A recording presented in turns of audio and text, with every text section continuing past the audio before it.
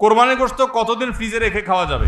7 নামে কোরবানি দেওয়া যাবে কিনা? কোন কোন পশু দ্বারা কোরবানি করা যায়? কোনো কারণ ছাড়াই এই গ্রামের 3টি মসজিদে ঈদের জামাত অনুষ্ঠিত হয়, অথচ এই গ্রামে পূর্বে সবাই একত্রিত হয়ে ঈদগাহে সালাত আদায় করত। এ নিয়ে গ্রামের মানুষের মধ্যে বৈষম্য, মতপার্থক্য দেখা দেয়। ফলে গ্রামের মানুষ একে অন্যের উপর রাগ, ক্ষোভের সৃষ্টি হয়। ভাইরা আমার, একই গ্রামে 3টা ঈদের নামাজ হয়, 3টা মসজিদে ঈদের নামাজ হয়। আগে সব মসজিদের মুসল্লিরা মিলে একটা ঈদগাহে নামাজ পড়তেন। অবশ্যই আগেরটা অধিকতর উত্তম ছিল। এখন যেটা হয় সেটা উত্তম নয়। ঈদ এটা নিয়ম হলো মাঠে হবে, মসজিদে হবে না। কোনো কারণ ছাড়া মসজিদে ঈদের নামাজ আদায় করা এটা সুন্নাহর খেলাফ, মাকরুহ। ভাইরা আমার, নবী করিম সাল্লাল্লাহু আলাইহি সাল্লাম ঈদের নামাজ পড়ার জন্য মাঠে বের হয়ে যেতেন। আজ শহর তো শহর, গ্রামে মাঠ আছে, ঘাট আছে, চাইলেই অনেক সময় মাঠে নামাজ পড়া যায়, খোলা মাঠে নামাজ পড়া যায়, কিন্তু ওই মসজিদে নামাজ পড়েন। ঈদের আনন্দটাই তো মাঠে ময়দানে যাওয়ার মাধ্যমে। প্রত্যেক মসজিদে মসজিদে ঈদের নামাজ পড়া এটা কোনো উত্তম কাজ না। উত্তম হলো কয়েক মসজিদের মানুষ একত্র হয়ে একটা উন্মুক্ত জায়গায় নামাজ পড়বে, এটাই হলো সুন্নাত। ওইটা সুন্নাত না। মসজিদে মসজিদে ঈদের নামাজ পড়া এটা কি না? সুন্নাত না। অতএব আপনাদের এলাকাতে আগে যেটা হতো সেটা সুন্নাত, আবার যদি আপনারা সেটা প্রতিষ্ঠা করতে পারেন ভালো হয়। ভাইরা আমার, কেন মসজিদে মসজিদে ঈদের নামাজ হয়? কারণ কি? কারণ একেবারে পরিষ্কার। কারণ হলো সব মসজিদের কমিটির লোকজন তারা সবাই নেতা হতে চায়, কেউ কাউকে মানতে রাজি না। আরেক ঈদগাহে যদি যে নামাজ পড়ি তাহলে তো আমাদের ইজ্জত থাকবে না, তাহলে তো আমাদের সম্মান থাকবে না, মুখ থাকবে না। এই কারণে অনেকে দেখা যায় যে তারা নিজেরা সভাপতি, সেক্রেটারি, নিজেরা মোড়লগিরি, মাতবরগিরি করবে, এই জন্য নিজের মসজিদে জামাত শুরু করে দেয়। মোড়ল মাতবরগিরি করার যদি উদ্দেশ্য হয় তাহলে এটা কিসের ইবাদত? ইবাদত যদি নবী করিম সাল্লাল্লাহু আলাইহি সাল্লামের আনুগত্যের নাম হয় তাহলে আপনার মসজিদে নয়, বরং সেটা মাঠে হবে। প্রত্যেক মসজিদ মসজিদ না, কয়েক মসজিদের মানুষ মিলে ঈদের নামাজ হবে। দেখুন, ইসলামের নামাজের ব্যবস্থাপনাটা এত সুন্দর। 5 ওয়াক্ত নামাজ পাঞ্জেগানা মসজিদে হবে।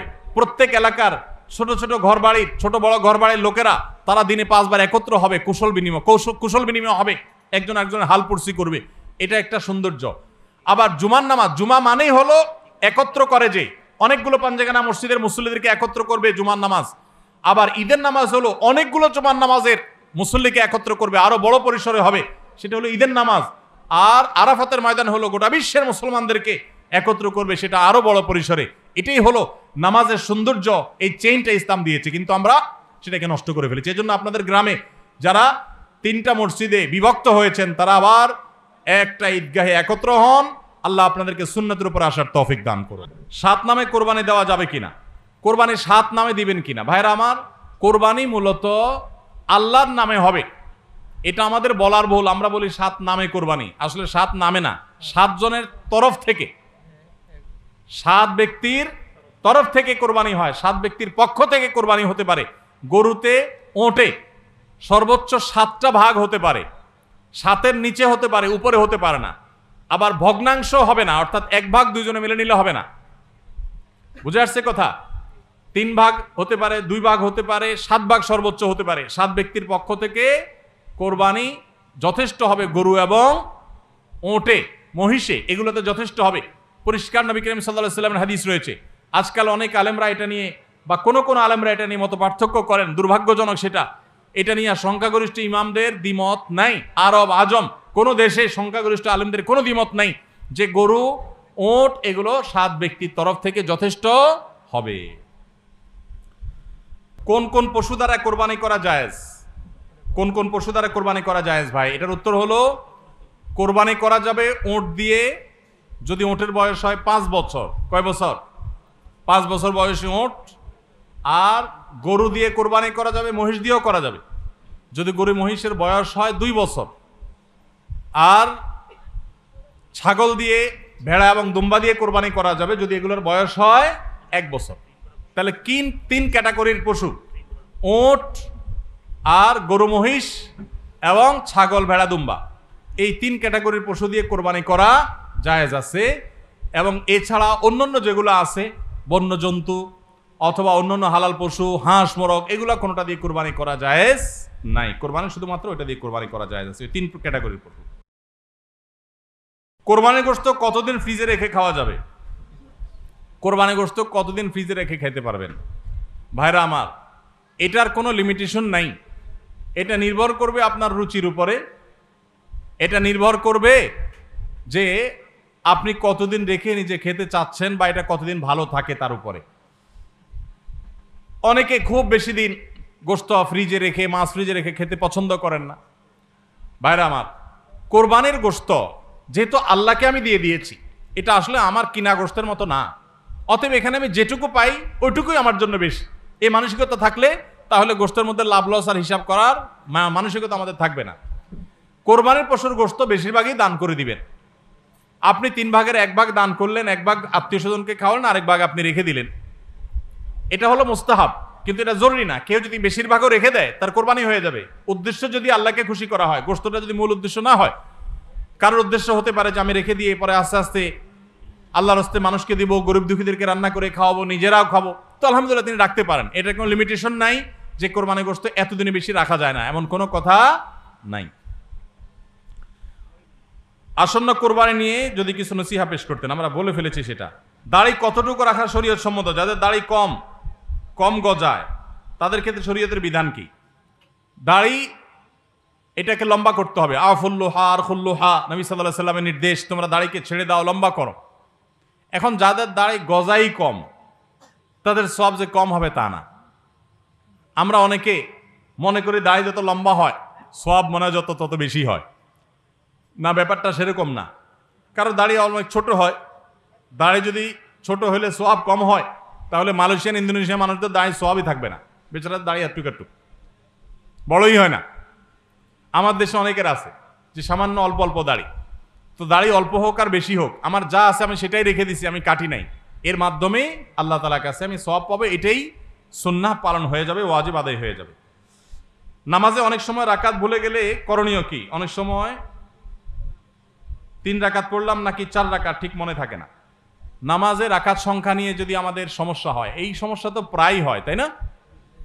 আজকাল যে পরিমাণ দুনিয়ার ধান্দা, নামাজের রাকাতের হিসাব মনে থাকে না। তো রাকাত সংখ্যা নিয়ে যদি আমার ঝামেলা হয়, মনে না থাকে, তাহলে আমি কি করব? আমি দেখব যে আমার কোনটার দিকে প্রবল ধারণা জাগে। 3 রাকাত আর 4 রাকাত দুইটা নিয়ে সন্দেহ হচ্ছে, আমার বেশিরভাগ মনে হচ্ছে 4 রাকাত, তাহলে আলহামদুলিল্লাহ 4 রাকাতই আমি ধরে নিব। আর যদি বেশিরভাগ মনে হয় 3 রাকাত, তাহলে 3 রাকাতই আমি ধরে নিব। প্রবল ধারণা যেটা হবে সেটা আমি ধরে নিব এবং শেষে সিজদা সাও দিয়ে নিব। আর যদি আমার 3 এবং 4-এর মাঝখানে আমি দাঁড়ায় থাকি, 50-50, 3-এর দিকেও মন আগায় না, 4-এর দিকেও মন আগায় না, 2-এর দিকেও মন আগায় না, আবার 3-এর দিকেও মন আগায় না, এরকম যদি হয় তাহলে কমটা ধরে নিব। পরিষ্কার হাদিসে নবী সাল্লাল্লাহু আলাইহি ওয়াসাল্লাম নির্দেশনা রয়েছে ব্যাপারে। যেমন 3 আর 4 নিয়ে যদি ডাউট হয় এবং 50-50 থাকেন, মাঝখানে দাঁড়ায় আছেন, কোনো দিকে মন টানে না, তাহলে আপনি 3 ধরে নেবেন। 3 ধরে নামাজ শেষ করবেন, শেষে সিজদা সাও দিয়ে দিবেন, বাস নামাজ হয়ে যাবে ইনশাআল্লাহ। ফজরের নামাজের সময় দেরি হলে, অর্থাৎ যদি দেখা গেল সূর্য উদয় হইতেছে, এরপর কি কাজা নামাজ পড়বো নাকি ফজর নামাজ স্বাভাবিক নিয়মে পড়বো? সূর্য উঠছে এরকম অবস্থা নামাজ পড়া জায়েজ নাই, হারাম। সূর্য যখন উঠে, যদি আপনি ফজর নামাজ পড়তে পারেন নাই, কোনোদিন হঠাৎ হয়ে গেছে, অ্যালার্ম বাজছে, খবর নাই, এত বেশি ঘুম আসছে, কালে ভদ্রে হতে পারে, ডেইলি এরকম হলে জায়েজ হবে না, গুনাহগার হবেন। হঠাৎ হয়েছে একদিন, অনেকদিন পরে হতে পারে, এরকম যদি হয় সূর্য উঠে গেছে, এদিকে আপনার ফজর নামাজ পড়া হয় নাই, তাহলে আপনি সূর্য উঠতেছে ওই টাইমে নামাজ পড়বেন না। তাহলে কি করবেন? সূর্য উঠার 15-20 মিনিট পর অপেক্ষা করে তারপরে ফজর নামাজ আপনি আদায় করবেন। সমাজে কিছু মানুষ বিপদে পড়ে এনজিওগুলো থেকে লোন নিয়ে বিদেশে যায়, জায়গা ক্রয় করে অথবা ঘরবাড়ি করে, এক্ষেত্রে করণীয় কি? এনজিওগুলো 14% হারে সুদের টাকা দেয়। সুদের টাকা কি 14% হারে দিছে না 2% হারে দিছে, এটা মুখ্য না। আমরা যখন বাইরে যাই, বিশেষ করে উন্নত দেশগুলোতে যাই, তখন বাংলাদেশি প্রবাসী ভাইরা জিজ্ঞাসা করে, ভাই এখানে হাউস লোনের জন্য ব্যাংকগুলো থেকে এত কম নামমাত্র সুদের টাকা দেয় যে বলার মতো না, এই লোভ ছাড়া যায় না, একেবারে লোন দেয় নামমাত্র মূল্যে, একদম ফাও বলতে গেলে। তো সেটা জায়েজ হবে কিনা? উত্তর একই, সুদ আল্লাহর জমিনে সবচেয়ে ভয়াবহ হারাম। সুদের চাইতে ভয়াবহ হারাম আর কোনোটা নাই। অন্য কোনো হারাম খেলে আল্লাহর সঙ্গে, আল্লাহ রাসূলের সাথে যুদ্ধের শামিল না, সুদের ভয়াবহতা এত বেশি, সুদের কারবার করার আল্লাহ রাসূলের সাথে যুদ্ধর ঘোষণা দেওয়ার শামিল। এজন্য ভাইরা, বিদেশি এনজিওগুলো বা দেশি অনেক এনজিও আছে যারা গ্রামে গ্রামে সুদি লোন দেওয়ার জন্য তারা হন্যে হয়ে মানুষ খোঁজে, আছে না নাই? কিস্তিতে টাকা দেওয়ার জন্য হন্যে হয়ে থাকে। আপনারা একটা জিনিস খেয়াল করবেন, আপনার অন্য কোনো বিপদে তাদেরকে পাবেন না, কোনো বিপদে তাদেরকে পাবেন না। আপনার ছেলেটা অসুস্থ, তারা আপনার ছেলেটাকে নিয়ে সেবা করে চিকিৎসা করায় দিছে কোনো স্বার্থ ছাড়া, এগুলো নর্মালি খুব একটা পাবেন না। কিন্তু দেখবেন তারা কিস্তিতে লোন দেওয়ার জন্য পিছে পিছে ঘুরে, কারণ এরা জেনে হোক আর না জেনে হোক শয়তানের দোসরের ভূমিকায় অবতীর্ণ হয়েছে। এই সুদের জাল গোটা পৃথিবীতে বিছানো হয়ে গেছে, গোটা পৃথিবীর অর্থনীতি দাঁড়িয়ে আছে সুদের উপরে। আমরা বক্তব্য দিচ্ছি কিন্তু আমরা জানি যে আমাদের আষ্টে পৃষ্ঠে সুদ আমাদেরকে ঘিরে আছে। কিন্তু ভাইরা আমার, ঠান্ডা মাথায় জেনে শুনে বিদেশ যাওয়ার জন্য হোক, ঘরবাড়ি করার জন্য হোক, ব্যবসা সম্প্রসারণের জন্য হোক, সুদের কারবারে কোনো মুসলমান জড়াতে পারে না, এটা হারাম। আল্লাহ তাআলা আমাদের এই হারাম থেকে বেঁচে থাকার তৌফিক দান করুন। সুদের টাকা দিয়া অনেক কিছু করে ফেলতে পারেন, কিন্তু সুখের মালিক আল্লাহ তাআলা, তিনি আল্লাহ তাআলা আপনাকে এই হারাম দিয়ে কখনো আরাম দিবেন না। এজন্য সুদকে না বলা মতো ইমানের শক্তি থাকতে হবে। অভ্যাস করানোর জন্য কাউকে নফল ইবাদতের জন্য চাপ প্রয়োগ করা জায়েজ আছে কিনা? নফল ইবাদতের জন্য সাধারণ অবস্থাতে চাপ প্রয়োগ করা জায়েজ নাই, কিন্তু অধীনস্থ লোকজন, নিজের ঘরের লোকজন, তাদেরকে মৃদু চাপ দেয়া যেতে পারে, যেটা জুলুমের পর্যায়ে যাবে না। সেটা হলো দাবির জায়গা থেকে, সেটা শেখানোর জন্য, অভ্যাস করানোর জন্য অধীনস্থ নিজের পরিবারের সদস্য এরকম লোকদেরকে। তাও চাপ বলতে যেটা বুঝায় যে জবরদস্তি করলেন, কষ্ট হলো তাকে করালেন, এটা করা জায়েজ নাই, কারণ এটা ফরজ ইবাদত না। নবী করিম সাল্লাল্লাহু আলাইহি সাল্লাম রমজানের শেষ দশকে পরিবারের লোকদেরকে ঘুম থেকে ডেকে তুলতেন ইবাদতের জন্য, নফল ইবাদতের জন্য। তো এই টাইপের পরিবারকে আপনি আহ্বান করতে পারেন, এটা কিছুটা জোরাজুরি বলা যেতে পারে বাহ্যিক অর্থে। কিন্তু চাপ প্রয়োগ বলতে জুলুম যদি বুঝায় বা জবরদস্তি যদি বুঝায়, তো অভ্যাসের জন্য জবরদস্তি করানো জায়েজ নেই, কারণ বিষয়টা নফল।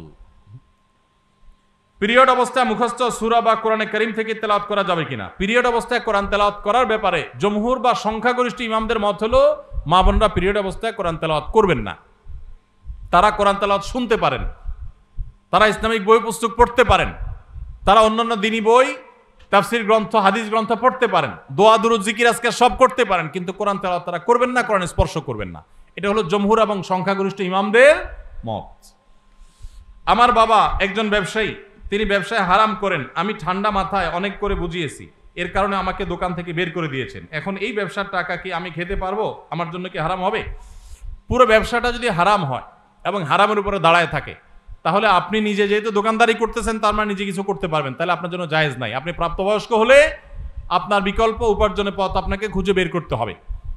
আপনি টিউশনি করে হোক, অন্য জায়গায় চাকরি করে হোক, নিজের হালাল উপার্জন করবেন। হারাম সম্পূর্ণ হারাম হলে সেটার উপর নির্ভর করতে পারেন না। হ্যাঁ, দুই একটা আইটেম হারাম আছে, ম্যাক্সিমাম হালাল, এরকম যদি হয় তাহলে সেক্ষেত্রে আপনার জন্য এটা সম্পূর্ণ হারাম হবে না। কিন্তু বাবাকে হারাম থেকে ফেরাতে পারছেন না, পরিপূর্ণ হারাম, তাহলে নিজে বিকল্প উপার্জনের পথ খুঁজে বের করবেন।